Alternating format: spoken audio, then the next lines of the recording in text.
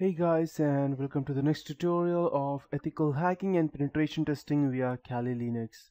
So by far we have come to the almost end of the road, and there are very few topics left for me to go ahead and complete this tutorial. In of these few topics I will be covering cryptography and database and session hijacking. So what exactly is cryptography? That is the first thing. You may have heard in movies about the encryption and decryption process, or in lots of movies or spy movies, you may have heard that this file is encrypted, we need to crack it, and something or the other thing like that. So, what exactly is cryptography? In movies, they have actually gone way too far ahead and shown a lot of things that's not actually possible in reality. But reality is not that different as well. Cryptography is where security engineering meets mathematics, and it's get quite a hell lot of complicated over here. It provides us with the tools that underlie most modern security protocols, and it is probably the key enabling technology for protecting distributed systems, yet it is surprisingly hard to do right. So as we have seen previously, protocols cryptography have always been used to protect the wrong things, or they're used to protect them in the wrong way. So we will be seeing them in this tutorial today. So in this tutorial I'll be teaching you what is cryptography exactly, its history, what are the basic four parts of cryptography, algorithms, strengths, encryption, decryption keys, and the advantages and disadvantages in the end. So to start with cryptography, there are always two main parts. One is the encryption and the other one is the decryption. So I'll be giving you more examples as we go ahead and start looking in detail at real applications. Unfortunately, the computer security and cryptology communities have drifted like way too far from each other over the last few years.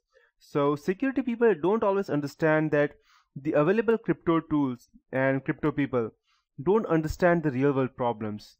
There are a number of reasons such as different professional backgrounds, computer science versus mathematics, different research fundings, and besides that government have tried to protect or promote computer security research while suppressing cryptography. So it reminds me something of a story told by one of my medical friends. He's in medical, and he told me that when he was young he worked for a few years in a country where for economic reasons they had shortened their medical degrees and concentrated on producing specialists as quickly as possible. One day a patient who had both kidneys removed and was awaiting a transplant needed his dialysis shunt redone.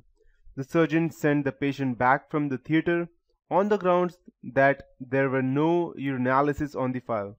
It just didn't occur to him that the patient with no kidneys could not produce any urine. So, just as a doctor needs to understand physiology as well as surgery, so much a security engineer needs to be familiar with cryptography as well as computer security, and much with cryptography as well. So I won't be teaching you cryptology, and these two are two different things, cryptology and cryptography.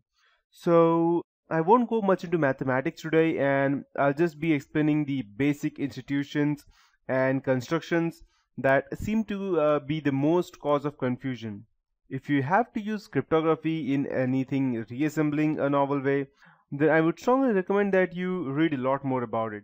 Computer security people often ask for the non-mathematical definitions of a cryptographic terms.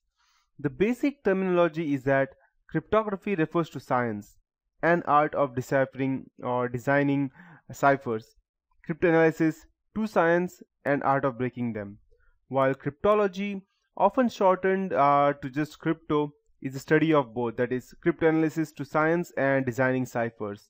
So the input to an encryption process is commonly called as the plain text, the output is called as the ciphertext, and thereafter things will get more complicated as I continue with this tutorial.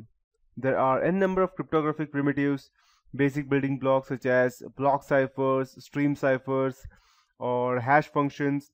Block ciphers may either have one key for both encryption and decryption, in which case they are called as the shared key, and it can be again a secret key or symmetric or asymmetric, or they can have separate keys for encryption and decryption, in which case they are called as a public key or asymmetric key.